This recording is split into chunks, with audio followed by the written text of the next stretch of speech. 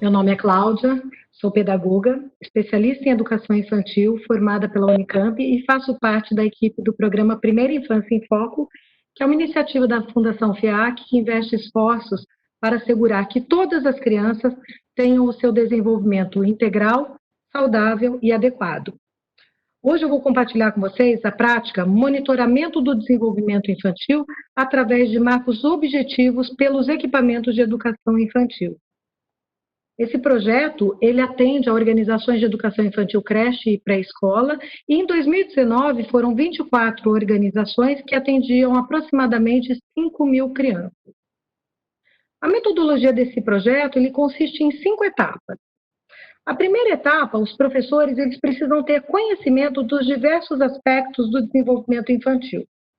O desenvolvimento, ele consiste em um processo complexo, que exige seriedade em relação à sua abordagem e conhecimento técnico e prático sobre como ocorre e quais intervenções educativas podem ser efetivas. Esse é um período de muito estudo pela equipe escolar e de apropriação conceitual do instrumento de acompanhamento que foi desenvolvido pelo projeto. É importante fazer a ponte entre os aspectos conceituais do desenvolvimento e o instrumento, para que os professores possam reconhecer os marcos do desenvolvimento nas 4 dimensões: comunicação em linguagem, cognitiva, motor e socioeducativa, e os períodos em que os marcos acontecem. Eu vou compartilhar agora com vocês a ficha do desenvolvimento que nós fizemos, para que vocês possam enxergar isso que eu estou falando.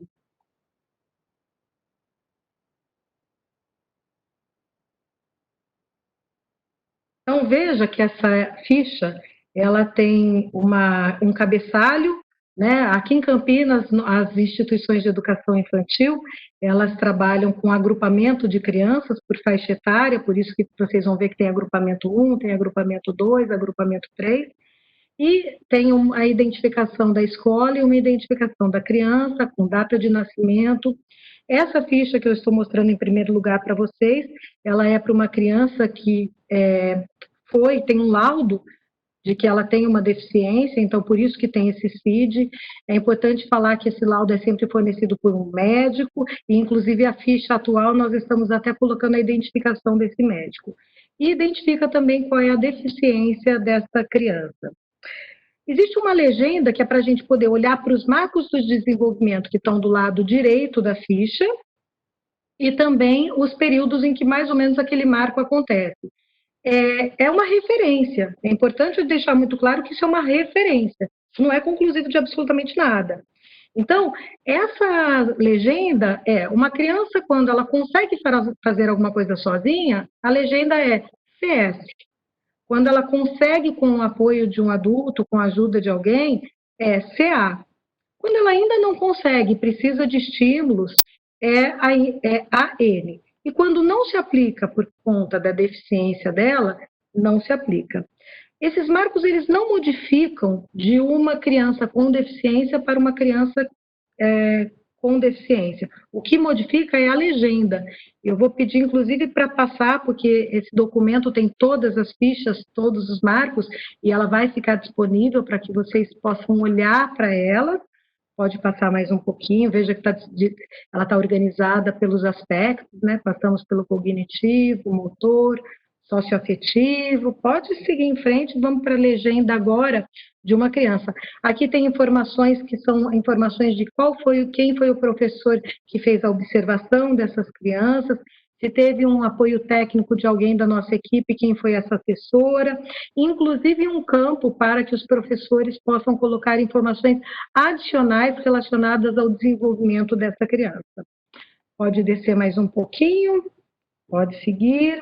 Aí nós temos, então, pode parar por aí, sobe na legenda, isso. E daí nós temos, para uma criança que não tem deficiência, então nós temos a seguinte informação: quando ela alcançou um marco, ela já faz aquilo sozinha, independente, durante aquele período.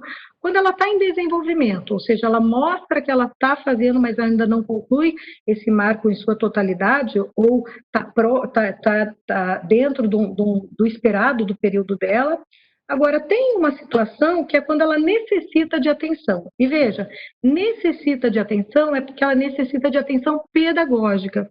que é quando essa criança não está apresentando esse marco, ela ainda não está desenvolvendo e nem mostra indícios, e, portanto, ela precisa de estímulos qualificados, né? Então, é importante a gente lembrar que essa ficha, ela é orientadora do trabalho do professor. Ela tem que servir como fonte para o professor realizar o seu trabalho. Bom, eu vou deixar a ficha disponível para vocês e vocês vão poder olhar com bastante atenção e depois tirar dúvidas comigo. E eu vou voltar para explicar a metodologia. Então, passada essa primeira fase, a gente entra na segunda fase. A segunda fase, ela se caracteriza pelo acompanhamento de forma objetiva desse desenvolvimento das crianças. Uma vez que a equipe técnica encontra-se engajada, sensibilizada e apropriada do instrumental, é que a gente inicia a implantação do acompanhamento. Antes disso, a gente absolutamente não olha para o desenvolvimento da criança.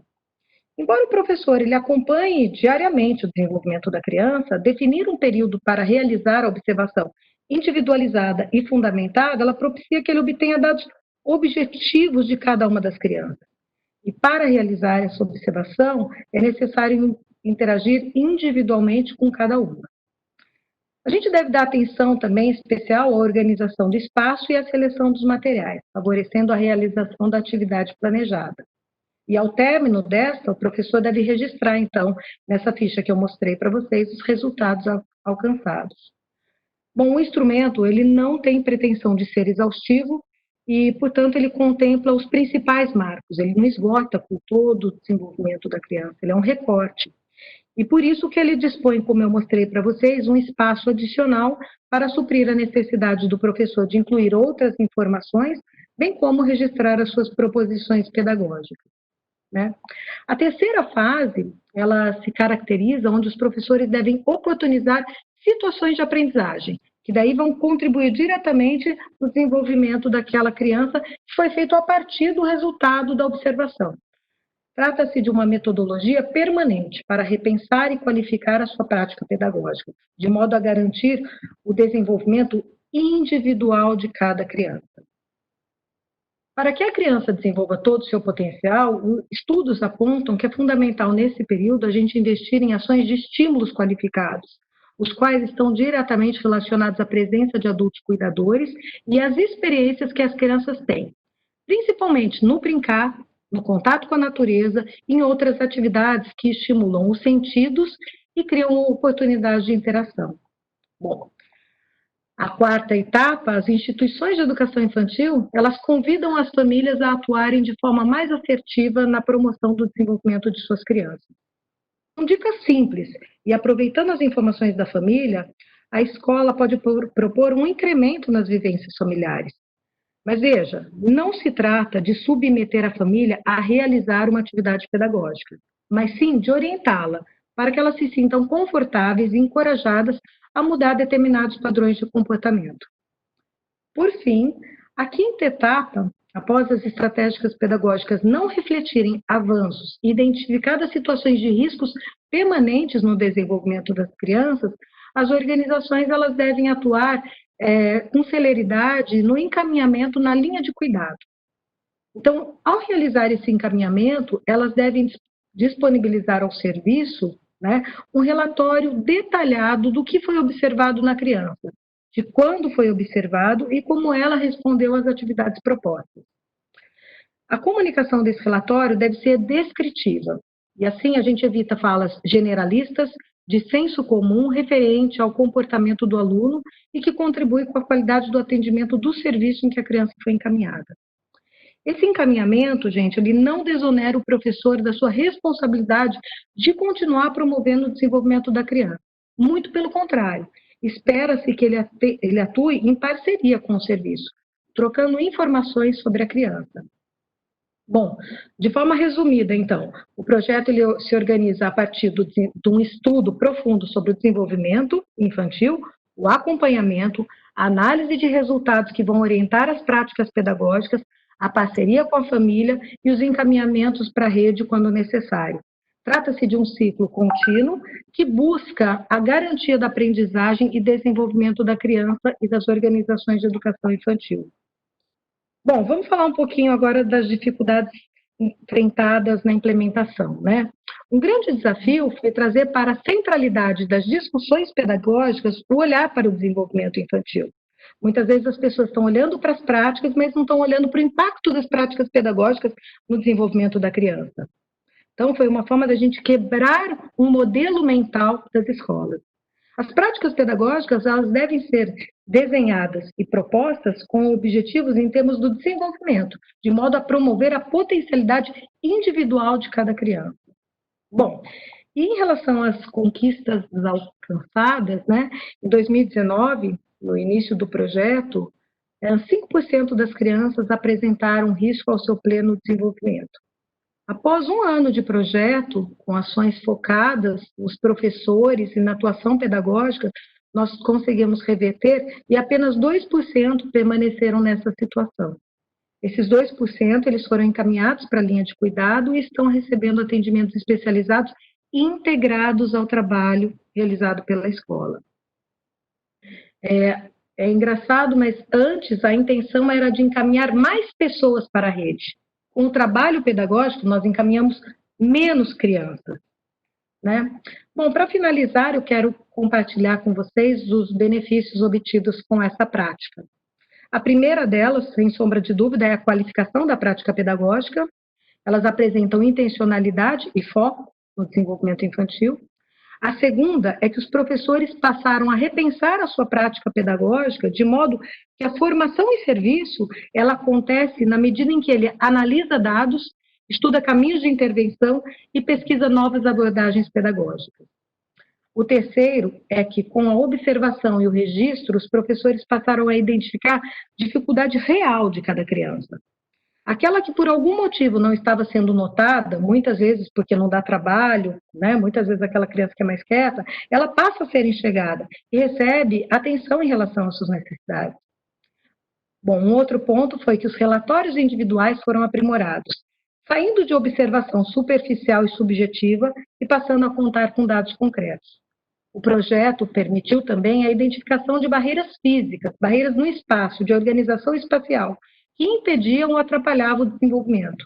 E nós trabalhamos na remoção dessas barreiras, organizando os espaços para que eles fossem convidativos para as crianças brincarem e interagirem. E, por fim, foi importante para consolidar a parceria com a família e a rede de proteção, né? Uma vez que todos trabalham junto com o mesmo objetivo, que é a garantia do direito de aprendizagem e desenvolvimento da criança. Bom, eu finalizo a minha exposição por aqui e caso tenham interesse em conhecer esse trabalho na íntegra, convido a todos a acessarem a cartilha de boas práticas organizadas aqui pelo CNJ e a interagirem no fórum de discussão. É importante vocês compartilharem as dúvidas, trazerem perguntas e, claro, apresentarem suas experiências também, de modo que elas também nos ajudem a melhorar a nossa prática. Bom, muito obrigada e é isso. Obrigado, Cláudia. E para enriquecer os nossos debates, nós trouxemos uma especialista no marco legal da primeira infância, doutora Luzia Lafitte, que agora está com a palavra. Oi, Cláudia, muito obrigada pela exposição, foi bem didática, já tinha lido sobre a prática e consegui visualizar e entender melhor ainda. Eu vou fazer dois comentários. Primeiro comentário é o reforço que a gente precisa dar desse contexto das nossas práticas, seja em projetos, programas ou políticas públicas. Qual é o gancho que a gente pode ter? Qual é o link que a gente pode ter no marco legal? Eu acho que tem uma questão no marco legal que traz, que ela é muito reflexiva para essa prática que você nos traz, que é o seguinte: respeitar a individualidade de cada criança no ritmo do seu desenvolvimento. Então, eu acredito que, pelo que você apresentou, apesar de vocês terem um instrumento, o instrumento é balizador de como está o desenvolvimento da criança, mas não enquadrar a criança no desenvolvimento. São duas questões bem diferentes no instrumento, duas questões bem diferentes, né? Você balizar o desenvolvimento da criança ou enquadrar a criança dentro do instrumento. Eu acho que esse é um alerta que o marco legal nos traz, que é muito perspicaz e muito importante no desenvolvimento, principalmente para a área da educação infantil. Uma outra questão que me veio quando você estava falando é qual seria o link desse instrumento com a carteira de saúde da criança, porque a carteira de saúde da criança, ela também tem vários itens, vários indicadores de desenvolvimento, e que, por incrível que pareça, ela deveria ser conectada com a escola, né, com a assistência, com onde a criança frequenta, e às vezes ela fica retida na residência da criança. Então, assim, é uma curiosidade que eu fiquei, até que ponto valeria a pena fazer essa interligação, até para a gente pensar no que o marco legal traz tão bem, que é a intersetorialidade, a multissetorialidade, é olhar essa criança de uma forma integral, integrada, né? Então, assim, fazer esse olhar, cruzar esse instrumento com a caderneta de saúde da criança, acho que seria super, se vocês já não fizeram, mas seria talvez muito rico para ver. E por uma terceira coisa que eu fiquei assim bastante alerta na sua apresentação, e quando eu li o trabalho também, foi que vocês falam muito dos indicadores, vocês apresentam muito bem os indicadores do desenvolvimento infantil na área cognitiva, na área da saúde, na área de promoção social e afetiva. E aí eu fiquei pensando, se esse professor também está sendo qualificado para diagnosticar traços de violência infantil, que é muitas vezes associado ao desenvolvimento da criança, né, até uma manifestação de como a criança está. Então, assim, eu fiquei curiosa para saber se vocês já incluíram, se vocês pensaram, se o professor, principalmente o professor da educação, todos, mas o professor da educação infantil, ele é uma referência muito boa para diagnosticar esses indicadores de violência, até porque a criança muito pequena, ela expressa a dor, às vezes, de uma maneira mais espontânea que a criança maior, que já vai passar por um outro filho. Então, foi isso, eu acho que eu anotei, e achei interessante essa interligação com a família, eu acho que isso é também, e fiquei pensando, por último, como é que seria essa passagem da transição desse mundo da educação infantil para o mundo do ensino fundamental, nessa ponderação, né? O que seria para vocês já tiveram essa, se já foi algum estudo mais a longo termo, que vocês pudessem acompanhar essa criança no ensino, primeiro ano do ensino fundamental, a primeira série do ensino fundamental, enfim. Muito bom, Luzia. Nossa, as suas perguntas foram todas, as suas complementações foram muito pertinentes. Assim, a primeira, você já apontou exatamente o nosso cuidado. Então, aquela ficha, em nenhum momento, é uma ficha que olha para a criança temporalmente, onde ela tem que responder aquilo. Muito pelo contrário.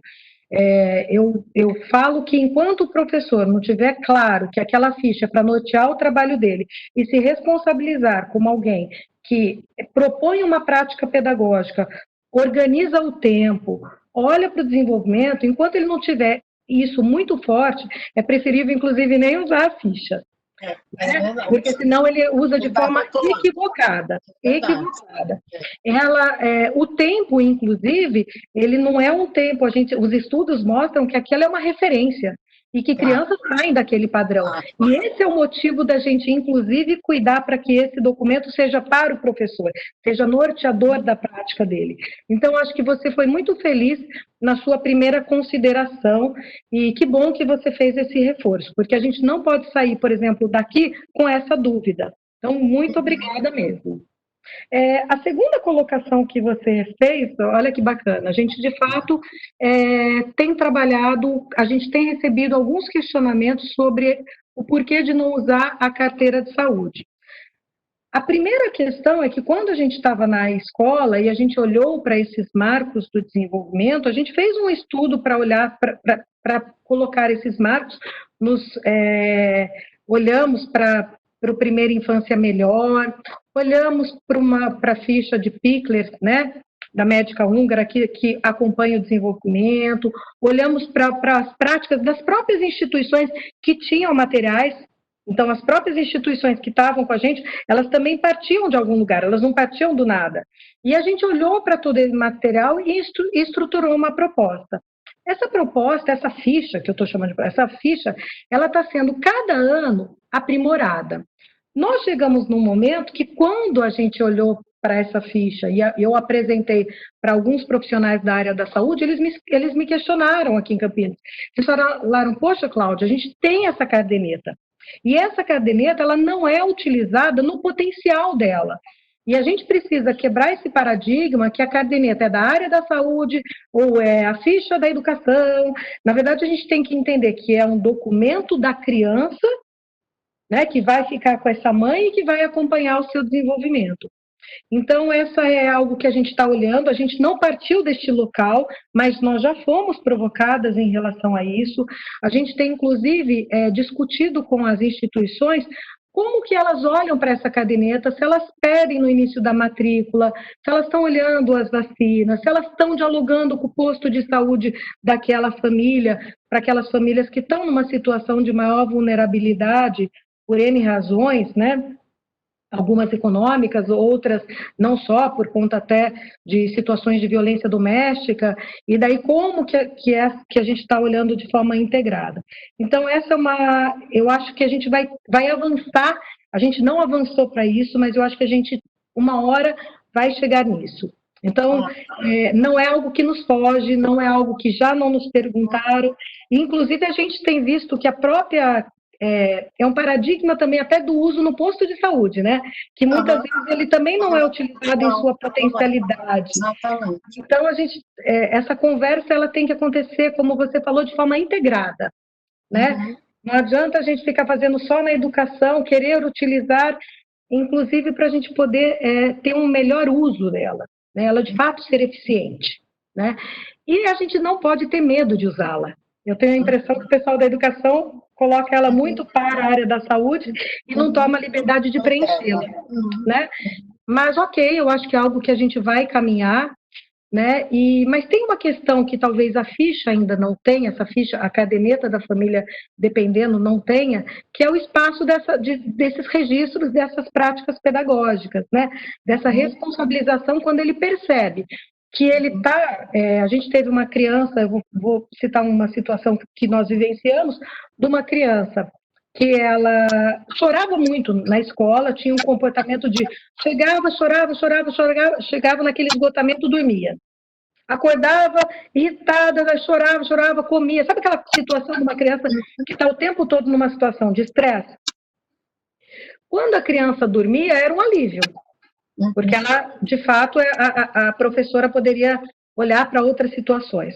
Quando a gente acompanhou esse marco, a gente percebeu que, além dessa situação que estava presente, e claro, não era o tempo todo, mas era muito presente, a criança também, por exemplo, ela tinha a mobilidade, ela não engatinhava e não estava dando os primeiros passos como a maioria.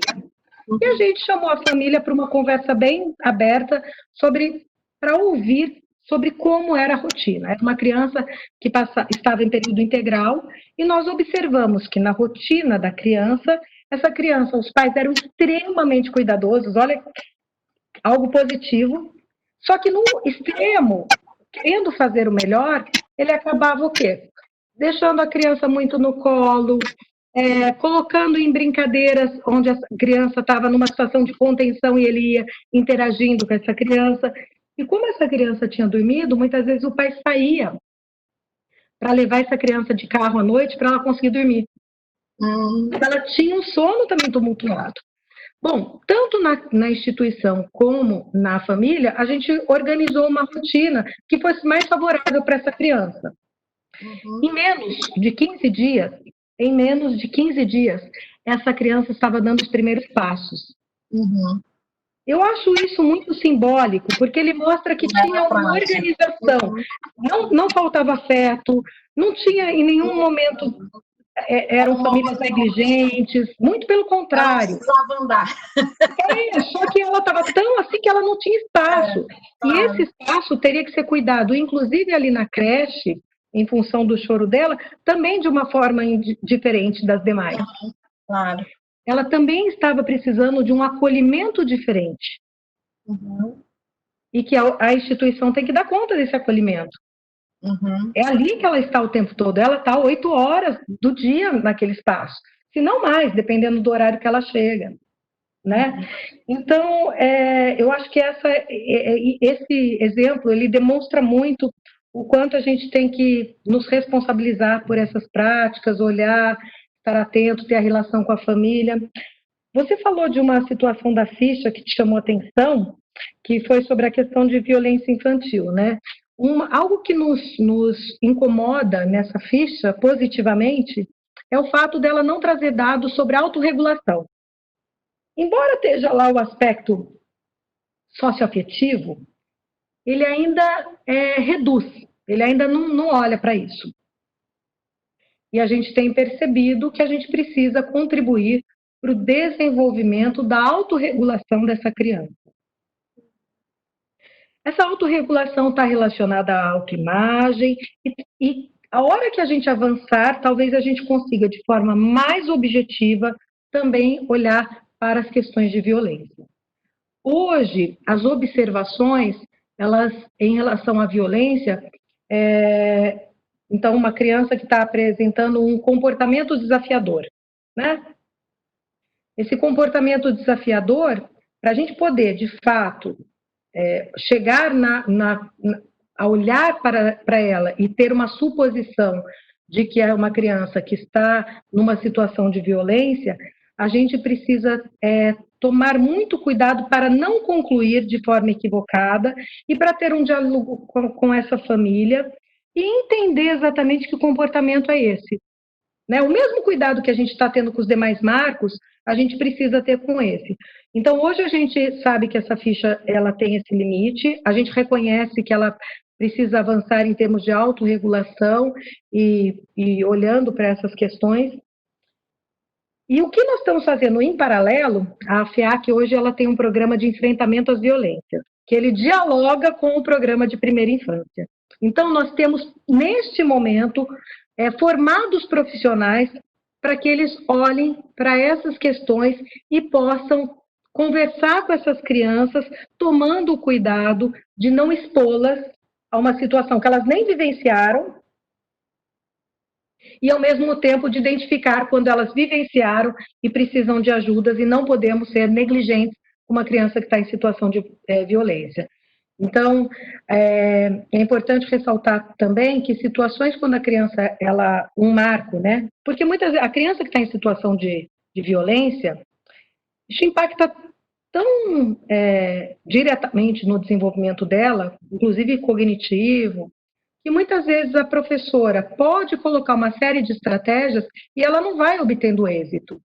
E quando ela não vai obtendo êxito, ela tem que encaminhar para uma rede de proteção. E essa rede de proteção, ela não é composta só pela saúde.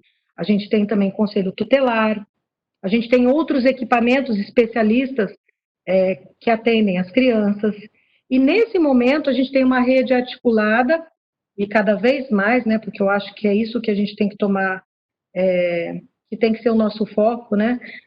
Ao encaminhar uma criança para a rede, a gente não pode fazer isso só porque ela está numa situação ou outra. A gente tem que ter um olhar, uma atenção a essa criança de forma prolongada, para que a gente possa descrever o que está acontecendo com ela.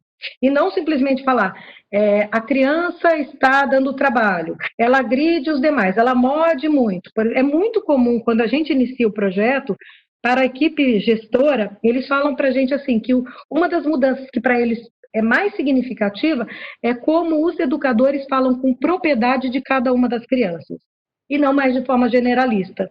Quando você pega aqueles relatórios de criança, que se você tampar o nome, você pergunta assim, quem é essa criança? Enquanto você não identifica que aquela criança é aquela, significa que ele está generalista. Né? Então, eu acho que essa é muito importante isso. A ficha ainda não traz esses marcos, mas essa é uma discussão que está o tempo todo, inclusive, presente, né?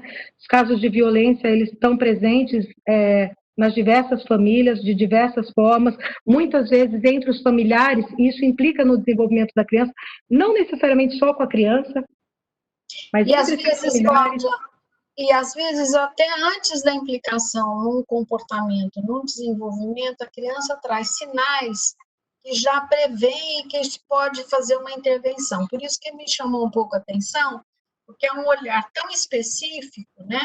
Então, assim, de repente a criança traz sinais de violência antes até de vir alguma manifestação mais grave ou menos grave, mas enfim, uma manifestação maior. Mudanças de comportamento mudanças de comportamento bruscas, né? Às vezes até sinais mesmo, né? Sinais corporais. Físicos, sim. Esse, sem sombra de dúvidas, quando a gente identifica, esse a gente já tem uma linha de cuidado, né? Esse independente de estar ou não na ficha, quando a gente está quando nós estamos trabalhando com os educadores, professores, e a gente já identifica isso, já vai direto para a linha de cuidado. Porque daí é uma responsabilidade nossa, enquanto sociedade, não permitir que essa criança esteja em uma situação de violência. Né? O ambiente escolar, ele também tem oportunidade de olhar para isso. Então, agora, quando a coisa é mais sutil, que não é tão exposto, a gente vai observando e a gente vai registrando exatamente que mudança é essa. Né? Apatia é algo muito comum. Né? Uma criança que tinha uma determinada extremamente ativa, falante, e de repente ela se torna apática. Por que da apatia? Né? O que está acontecendo? E um cuidado também que Luzia, que me vem dessa conversa, dessa sua provocação, é que quando a gente aborda a família também, a gente orienta muito as instituições para fazer isso, de modo a não colocar a família numa situação, porque a gente não sabe o que está acontecendo na família. E muitas vezes, bem intencionados, a gente pode chamar a família, e essa família muitas vezes é um casal, e a gente pode criar uma situação ainda pior para essa família, onde, de repente, como que chegaram nisso, e daí a gente intensifica um problema nessa família. Então, veja que essa abordagem, ela é uma abordagem muito conversada, né? Orientada. Muitas vezes a gente primeiro vai investigar outras situações e não só já chamar a família para uma situação de entender o que está acontecendo, porque se essa criança está com sinal de violência, como você falou, a gente pode, ao chamar, expor ela ainda mais à violência. Né? Porque essa família, ela está precisando de ajuda, que também é um outro conceito importante. Uma família que está em situação de violência é uma família que precisa de atenção. Cláudia, eu só queria uma questão que me ficou também, que eu tinha visto já quando eu li, como vocês têm uma ação com crianças, também um pouco, além da creche, crianças da educação infantil, nesses grupos de indicadores ou nessa interação que vocês têm algum indicador da participação infantil da criança? Porque eu acho que é uma pergunta que eu estou te fazendo. Se vocês têm nesse instrumento ou num outro instrumento paralelo, alguma coisa assim, uma referência da participação infantil da criança. Na participação infantil. Os marcos todos, eles partem da interação da criança, da ação da criança. Né? Sim, mas da escolha da criança, da participação infantil mesmo, na essência da participação. Isso, e toda aquela fase anterior, onde a gente está falando de desenvolvimento, uma coisa que tem que também, que a gente não pode sair daqui com dúvidas, é que a gente trabalha sempre com o brincar como a melhor forma da criança interagir, com a ideia da criança ter voz. Muitas vezes em treinamento eu falo para as pessoas, você está utilizando uma estratégia para fazer uma observação. A criança não se relaciona em nada com aquilo. Nada, ela não tem nenhuma afinidade, ela não tem interesse naquilo. Não tendo interesse, ela não reage. Não reagindo, você vai ter o quê? Você vai achar que ela não consegue. O que é absolutamente uma escolha equivocada da estratégia pedagógica. Quando você observa o gosto da criança, a preferência dela, onde ela coloca o foco dela, por aí. Ótimo. Essa é a forma de faz parte do próprio método, né? A forma como a gente olha para a criança tem que ser a partir desse interesse dela, e não do nosso. Uhum. Que é, inclusive, a mudança de olhar do professor. De deixar de falar da prática pedagógica para falar do desenvolvimento e do interesse dessa criança. Da participação. Okay. Bom, eu acho que a última questão, eu não sei se a gente tem muito tempo, mas você comentou sobre a formação, essa transição da criança do infantil para a escola, né? A gente tem acompanhado e orientado e problematizado para eles. A gente não orienta, eu gosto de problematizar para que eles cheguem a algumas conclusões, né? E pensem juntos os caminhos que para cada instituição é melhor. Uma delas é sobre essa transição, como ela é feita. Né? Algumas instituições, elas fazem visitas, elas antecipam, elas vão fazendo festas conjuntas. Eu tenho visto grandes avanços nesse sentido, tanto do fundamental, que está olhando para essa educação infantil, quanto para essa educação infantil que está disposta a estar dialogando com esse fundamental. A gente tem estudado um pouquinho, e a gente ainda não avançou nisso, em relação à prontidão para a aprendizagem, né? Como que essa criança está, mas lembrando que em nenhum momento é antecipar ciclos. A gente tem que tomar cuidado com os conceitos, né? Então, em nenhum momento, quando a gente fala, por exemplo, de uma criança, o letramento na educação infantil, a gente não está falando de uma alfabetização de criança. A gente está falando de que repertório, de que leitura, de como ela está conhecendo o mundo através dessa escrita que faz parte do mundo, que ela interage, né? Então, é algo que a gente também está no nosso radar. Eu acho que é isso, Luzia. Eu não sei se eu respondi. Respondeu. Se foi satisfatório. Acho que respondeu, sim. Respondeu. Foi bem dinâmico. Era isso mesmo. Então tá, novamente agradeço a Cláudia, agradeço a Luzia. E lembrando a todos, como a Cláudia falou, que vocês vão ter a oportunidade de interagir nos fóruns de discussão, fazer mais perguntas, expor as experiências de vocês, e a gente vai poder trocar mais ideia lá, tá bom? Muito obrigado, gente. Muito obrigada também, obrigada. Obrigada, Luzia. Prazer em conhecê-la, viu? Igualmente, a gente fica em contato. Tchau, um abraço.